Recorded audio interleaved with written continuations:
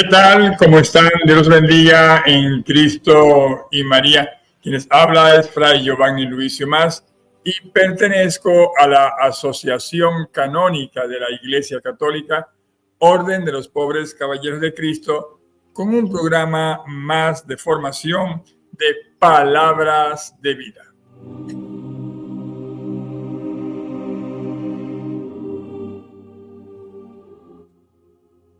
Bien, seguimos con nuestras clases de formación e información. Y bueno, quiero agradecer a todos los hermanos que han hecho preguntas.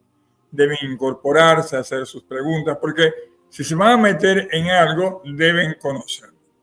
Y efectivamente, hablar de la Orden de los Pobres Caballeros de Cristo hoy implica muchas preguntas. Ya nosotros hemos hablado cómo es el proceso de restauración, si se quiere, de la orden templaria hoy, que nada tenemos que ver con los antiguos templarios en una sucesión, y se quiere, física, no es la misma orden canónicamente. Aquella quedó suspendida, ahora esta está en un proceso de rehabilitación canónica, y eso es por fase. Y nosotros, bueno, estamos en una fase. Hablar de la orden templaria implica, hoy día, cuando está dentro del marco de la Iglesia Católica, como tiene que ser, porque una orden templaria que se dice templaria y tenga nombre de santo y no tiene nada que ver con la Iglesia, no tiene nada que ver con las diócesis, no tiene un documento que la acredite como tal, entonces yo podría decir que no es parte de la orden de la Iglesia, ¿no? Y tampoco es parte de la orden templaria. Vamos a hablar claro. Ya nosotros tenemos por lo menos un decreto que hemos fijado nosotros, hemos conversado de ese decreto en el programa pasado. Para que ese decreto existiese, tuvieron que revisarse unas reglas, unas normas internas, y entre ellas las normas internas están las reglas de San Bernardo Abad de Claraval, del cual nosotros vamos a hablar hoy día. Vamos a ver si la tenemos por acá. Ok. Esto que tenemos acá son los estatutos eclesiásticos, los estatutos canónicos. En estos estatutos se nos dice la forma, la vida, el gobierno, y esto es revisado por la Santa Madre Iglesia e incluso asesorado, porque hay un modelo para todas las asociaciones. Quiero decir que nos basamos en el derecho asociativo, y llámese órdenes religiosas, congregaciones, institutos religiosos, institutos de vida consagrada. Todos partimos nosotros del canon 298, 299 y comenzamos en ese proceso como asociaciones de fieles laicos, en el caso nuestro. Aquí están parte de los estatutos. Los estatutos contienen, por supuesto, que en las reglas. Las reglas en las que aquí están los reglamentos internos, y dentro de los reglamentos internos están las reglas de San Bernardo Abad de Claraval.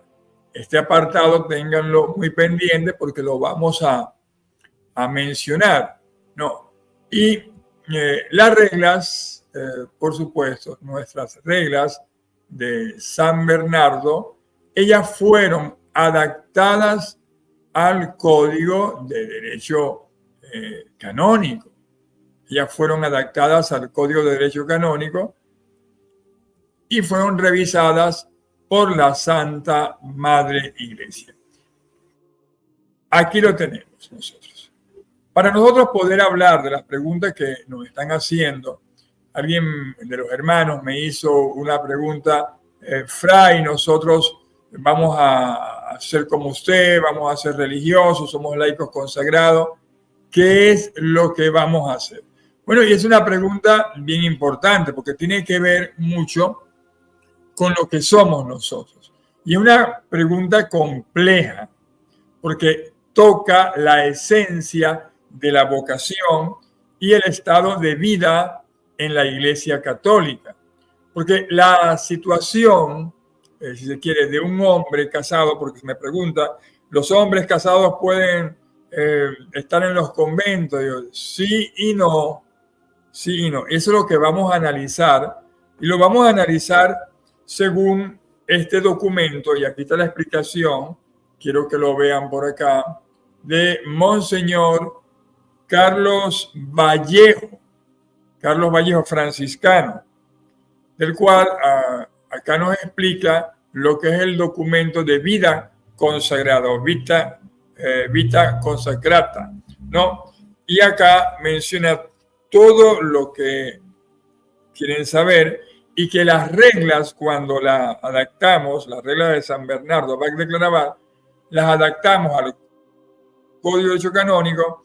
Ya el Papa San Juan Pablo II había aprobado este documento de la vida consagrada. Entonces, bueno, la pregunta que me hacen acá, si un hombre casado por la iglesia y se ha separado de su esposa,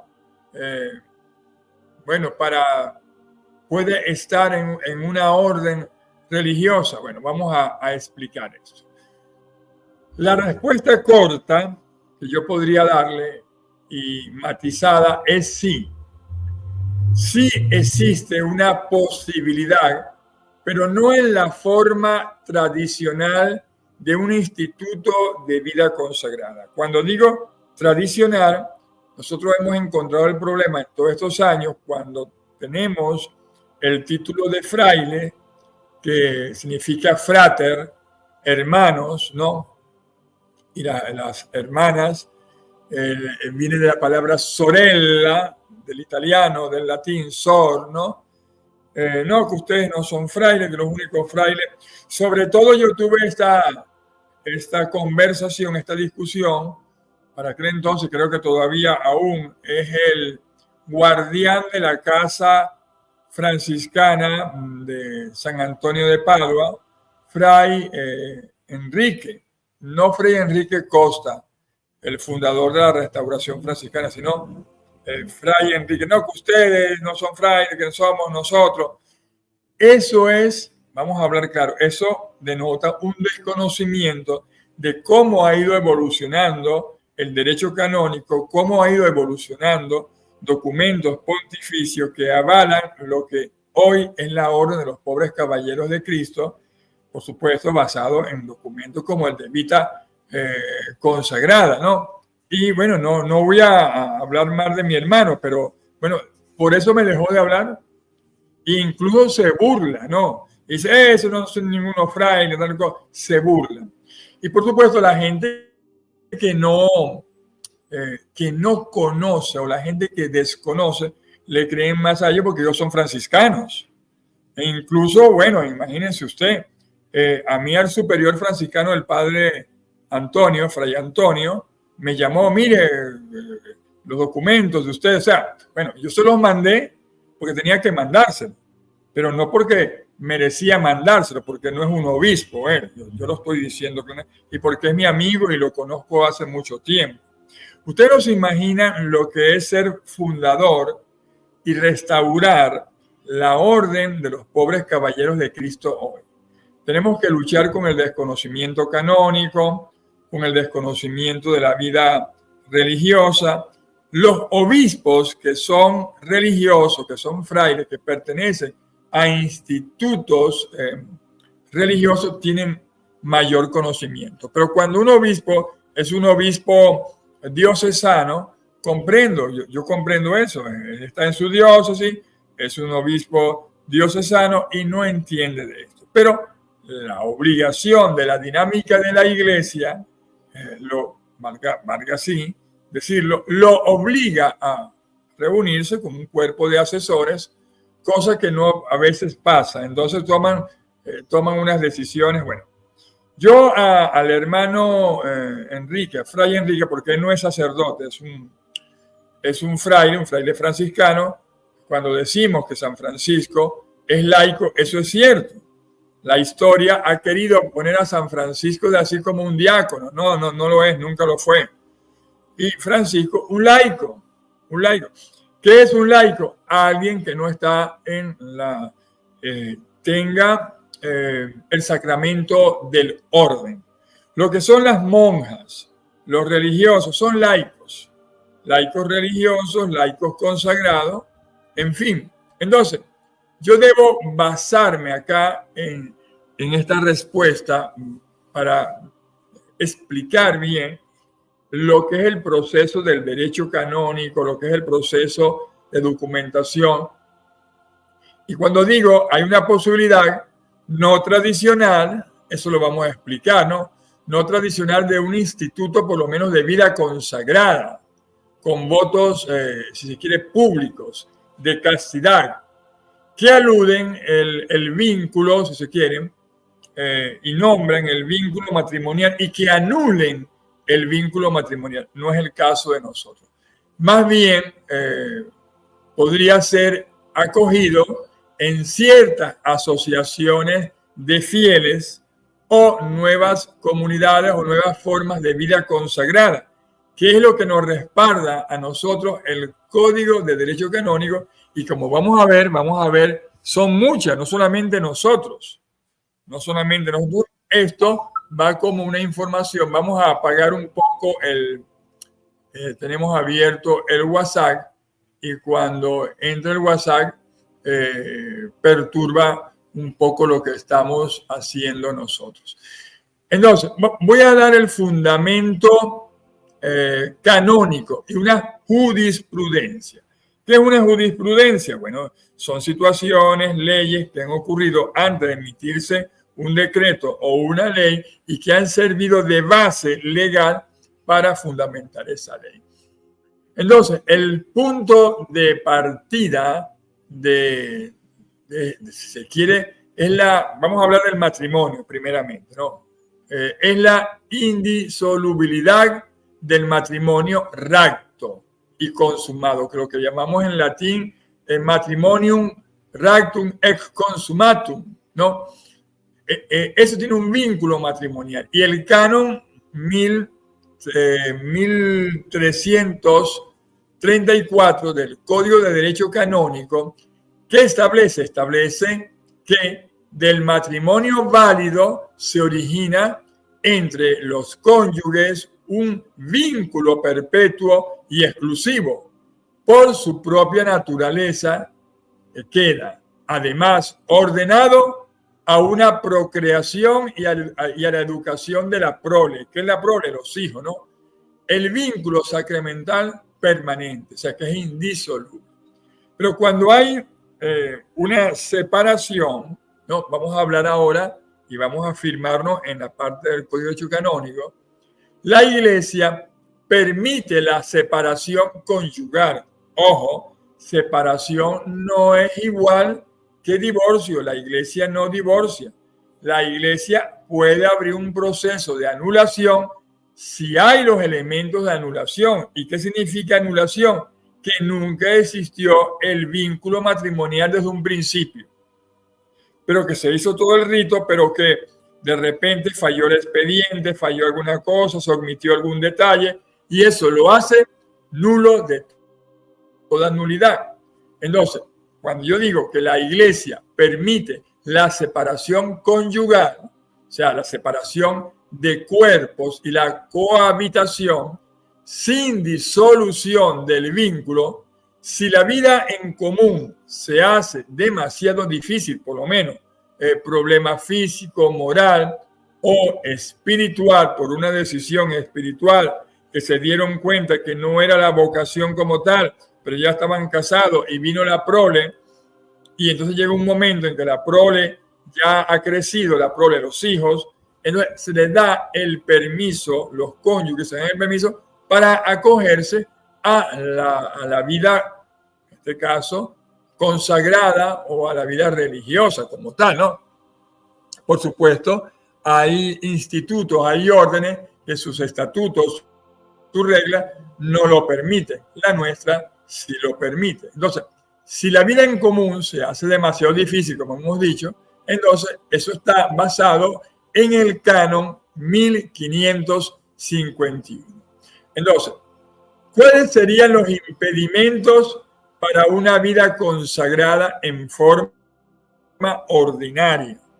Cuidado, vamos a ir explicando esto y yo espero que quienes me hicieron la pregunta, yo me esté explicando bien, con buena fundamentación, para dar respuesta. Y no solamente quienes me hicieron la pregunta, sino para todos los hermanos que están estudiando y formándose para dama o caballero. El canon 643, numeral 1 y 2, establece que es admitido inválidamente al noviciado de un instituto religioso quien esté unido por vínculo del matrimonio. Esto significa que no puede ingresar a un instituto religioso tradicional. Vean cómo lo estoy diciendo. Tradicional, que requiere la profesión de votos, ¿no? Que incluyan la castidad perfecta, ya que su vínculo matrimonial tiene prioridad. Debo acá hacer un alto y explicar que hay la castidad y el celibato. El celibato es la prohibición de casarse y la castidad es no tener relaciones sexuales. Generalmente van juntos, pero también pueden ir por separados, ¿no? Porque hay personas que están en institutos religiosos, como en el caso nuestro, de nuevas formas de vida consagrada, que no tienen se quiere, celibato, son casados, pero son castos porque así lo amerita la regla y así lo amerita el Código de Derecho Canónico. Vamos a ir más adelante desarrollando esto. Vamos a ver, para que podamos nosotros concluir. Por lo menos, la conclusión canónica, por lo menos en este punto, es que el hombre separado legalmente o de hecho, ¿no? Pero aún unido por el vínculo sacramental, no puede profesar los votos públicos y solemnes en institutos de vida consagrada, o sea, religiosos o seculares, por el vínculo matrimonial porque lo impide, pero son los institutos tradicionales. Como era el caso que yo le estaba diciendo al hermano Enrique, ok, pero no, es que nosotros somos los frailes. Ok, perfecto, ustedes son frailes mendicantes del medioevo, pero acuérdense que el mismo San Bernardo Abad de Claraval, cuando él funda y da las reglas nuestras, fueron unas reglas muy particulares que tuvieron que hacer el concilio de Troya para aprobarla, porque él tuvo que defenderla en un documento que lo vamos a estudiar, un documento que se llama Loaos Novum Militia, alabanzas a la nueva milicia. Que la gente se preguntaba, ¿cómo es eso? Siendo un monje, siendo un religioso, siendo un fraile, también es un guerrero y posee armas, porque los religiosos no poseen armas. Y él da esa defensa, da las reglas de San Bernardo, tiene que defenderla y es cuando se aprueba en el concilio de Troya en el 1128, 1129. A la pregunta que los hermanos me están haciendo, bueno, la solución está en lo que voy a decir. La vía son las asociaciones de fieles laicos consagrados. Sí, y eso tiene mucho que ver, perdónenme. ¿Ok? Gracias. Ajá. Eso tiene mucho que ver con las nuevas formas de vida consagrada. La vía más, si se quiere, más viable son las asociaciones de fieles que se basan en el Código de Derecho Canónico en el 298 al 329, 298 y 329. Estas pueden ser erigidas para fomentar una vida más perfecta y dedicarse al apostolado y a la vida consagrada. Cuando yo menciono las nuevas formas de vida consagrada, vamos a hablar un poquito de ella para que nos entiendan no solamente ustedes, sino también muchísimos obispos y sacerdotes. Pero es así, es parte, la iglesia es así. La iglesia tiene tantas vías que un obispo no las conoce, tantas vías que un sacerdote no las conoce. Por eso que hay que ser un estudioso diario, hay que actualizarse, incluso hay que estudiar y reestudiar el Código de Derecho Canónico, que tiene ya varios motus propios, ¿no? Pero bueno, ese es otro caso. Vamos a hablar acá de las nuevas formas de vida consagrada, ¿no? Las nuevas formas de vida consagrada, a menudo surgidas a nivel canónico, su personalidad canónica, son asociaciones de fieles o asociaciones canónicas de fieles. Ellas son innovadoras, son una innovación, aunque fue promulgado, Ave María Purísima. Imagínense ustedes, yo lo voy a buscar por acá. Fue promulgado en el 1998. 1998. Desen cuenta ustedes. ¿Qué dice? A lo largo de la historia, la vida consagrada ha querido hacer visible en el mundo el misterio de Dios y la vocación evangelizadora de la Iglesia. Aquí dice, con tanta evidencia como satisfacción, el sínodo podía comprobar la presencia universal de la vida consagrada.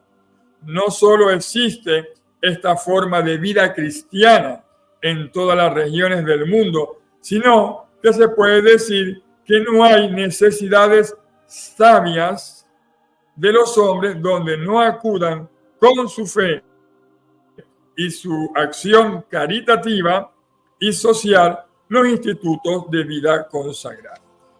Aquí yo he subrayado, coloco esto, la vida consagrada está en la iglesia y la iglesia sigue contando con la vida consagrada como parte integrante del pueblo de Dios. Entonces, bueno, aquí nos habla de la iglesia sinodal, nos habla de San Juan Pablo II y así sucesivamente, pero se los muestro para que vean que no es un invento, ¿no?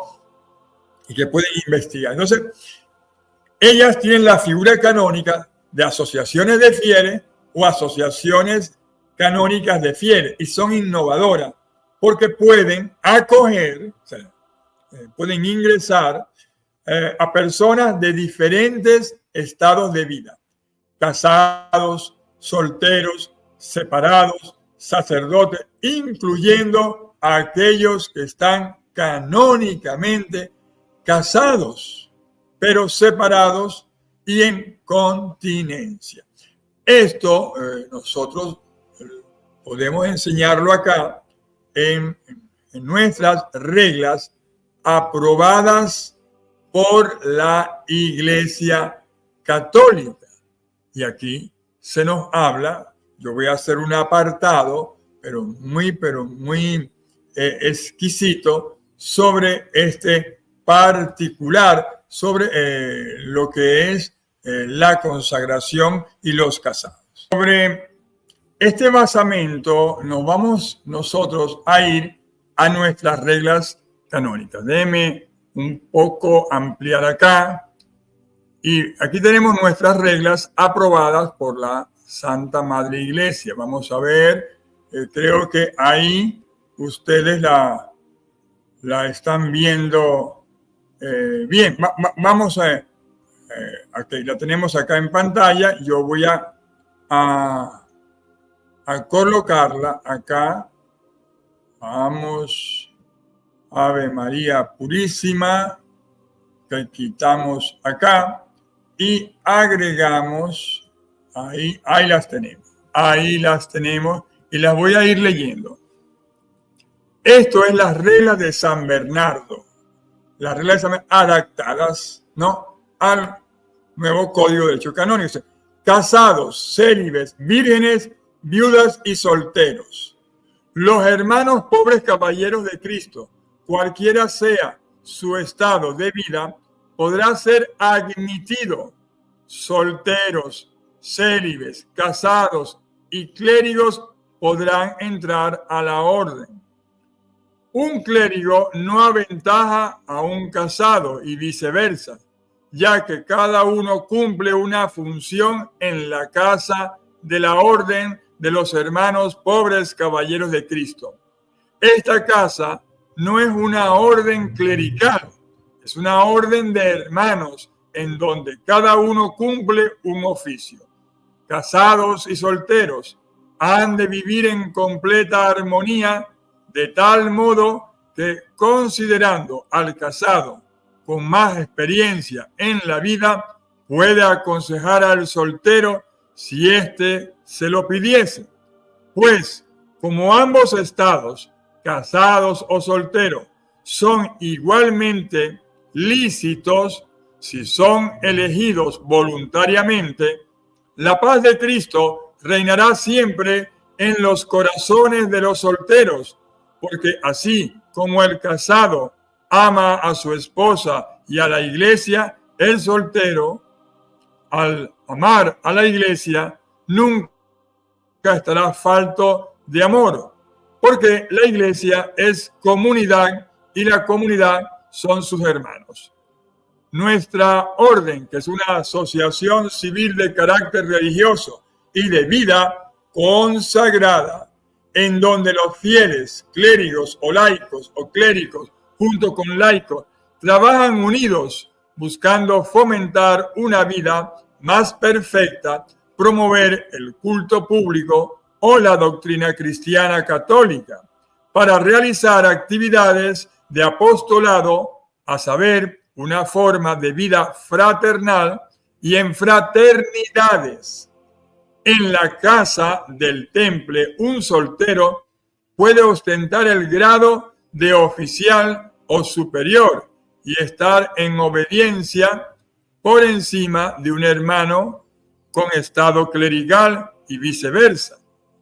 Ningún estado aventaja a otro, pero sí creemos que los casados, por su experiencia, están por encima de los solteros con relación a ser consejeros. Un hermano que ejerza funciones clericales por su estado en la orden, en el orden sacerdotal, por ese mismo estado está facultado a dar consejos en sus confesiones. Aquí tenemos nosotros las reglas que se nos presentan acá. Déjenme colocarla de esta manera acá y perfecto, ahí la tenemos. Y es muy importante que se vaya conociendo todo esto que estamos nosotros hablando. Déjenme ir continuando explicando esto. Vamos a hablar de la consagración sin votos públicos, pero consagración canónica al fin. Las comunidades como las nuestras, las asociaciones de fieles, las asociaciones canónicas, que no solamente somos nosotros, estas comunidades podemos nosotros ofrecer un compromiso de vida por medio de promesas y votos privado que incluye vivir los consejos evangélicos de castidad, pobreza y obediencia, adaptados a su estado de vida, con la observancia de la continencia perfecta, como un compromiso, en este caso, interno de nuestra orden, y también, si se quiere, un estado público y personal de fidelidad a su vínculo, evitando una nueva unión. Ya al tener una nueva unión, que se llega a casar, y esto ya queda fuera de la orden. El fundamento bíblico que le damos a esto, lo que yo acabo de leer en la regla, el fundamento bíblico para esta opción de vida se encuentra en la indisolubilidad del matrimonio como sacramento. No podemos nosotros hablar del matrimonio de los hermanos separados o de los evangélicos porque ellos no ven el matrimonio como un sacramento, entonces no queda disuelto como tal. Entonces, el fundamento bíblico de esta opción, como he dicho, es que Jesús es claro. Él dice, por tanto, lo que Dios ha unido, que no lo separe el hombre. Mateo 19, 6 y en Marcos 10, 9. La iglesia protege la fidelidad a este mandamiento. Ahora, ¿cuál es la opción por el reino de Dios? La separación vivida en continencia y la dedicación a una vida de piedad y caridad se inspira en el llamado general a la santidad y hacer de la vida una ofrenda. Por lo menos la opción, la castidad, continencia por el reino de los cielos. Eso está en Mateo capítulo 19, verso 12. Puede ser vivida por el hombre separado como una forma de radicalización de su fidelidad y su camino de penitencia y santificación para la salvación. La exhortación de San Pablo a la continencia en el matrimonio, que está en Primera de Corintios, capítulo 7, verso 5, ¿no? Puede interpretarse en este caso como la vivencia de la continencia obligatoria para los cónyuges separados, ¿no?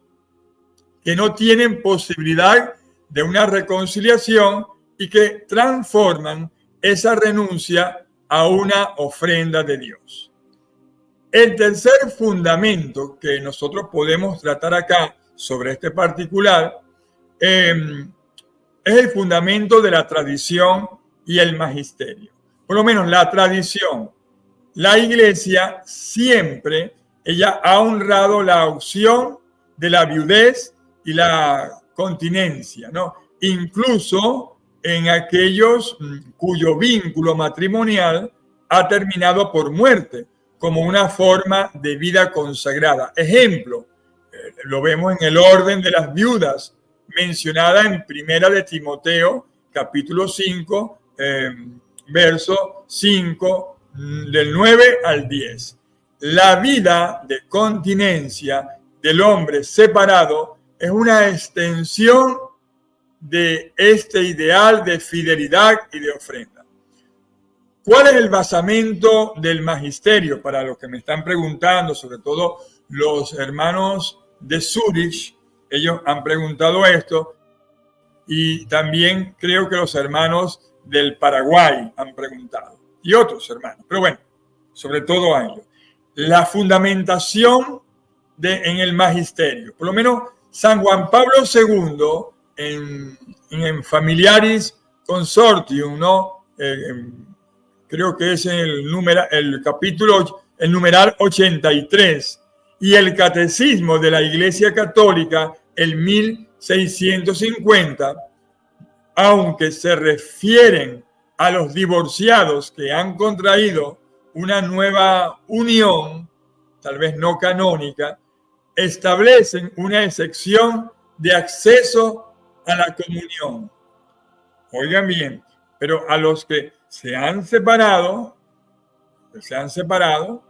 han contraído una nueva unión, se han casado por civil, pero le da una solución, ¿no? Pueden tener acceso a la comunión. ¿Cómo? O sea, por extensión a una vida de mayor piedad y cercanía a Dios. Para aquellos divorciados y vueltos a casar que se comprometen a vivir en plena continencia, o sea, que es absteniéndose de los actos propios de los cónyuges, no tener relación, ahí puede comulgar. ¿Cuál ha sido la jurisprudencia? Lo que ha pasado, valga la redundancia, en el pasado. Y hay jurisprudencia implícita. Si un divorciado vuelto a casar puede acceder a la comunión viviendo como hermano y hermana, es evidente que un hombre canónicamente casado y solo separado, que vive en continencia perfecta, puede y tiene plena capacidad para vivir una vida de piedad intensa e incluso en una comunidad religiosa. Este es el basamento. Si el documento, vamos a repetir esta parte. Si el Código de Derecho Canónico, si San Juan Pablo II, en el documento Familiares Consorcio, lo voy a repetir, el número que había dicho, 83, y el Catecismo de la Iglesia Católica, en el 1650, aunque se refiera a los divorciados, oigan bien, a los divorciados que han contraído una nueva unión, o sea, por civil, establecen una excepción de acceso a la comunión. Vean, pueden comulgar. ¿Cómo? Por una extensión a una vida de mayor piedad y cercanía a Dios. Para aquellos divorciados vueltos a casar que se comprometen a vivir en plena continencia, o sea, absteniéndose a los actos propios de los cónyuges, pueden comulgar. Entonces, mayor aún, la jurisprudencia, que es una jurisprudencia implícita, puede acceder que hombres casados que se han separado, pero que no tienen pareja o no tienen relaciones, pueda ingresar a una comunidad religiosa como la nuestra. El Papa Francisco, en Amoris Laetitia, que ha sido criticada también mucho, pero bueno, en el 299 y 300, él insiste en la necesidad de un discernimiento personal y pastoral, guiado por el obispo, cuando el obispo guía, no, cuando un obispo realmente guía y quiere saber cómo es el carisma de ese instituto, cómo es el carisma de esa asociación canónica, cómo es el carisma de esa orden. Pero me pregunto, ¿hay obispos que han leído parte de esto? Bueno, unos sí, otros no. El Papa Francisco, él ha insistido, ¿no? Insiste en la necesidad de un discernimiento personal y pastoral, guiado por el hombre.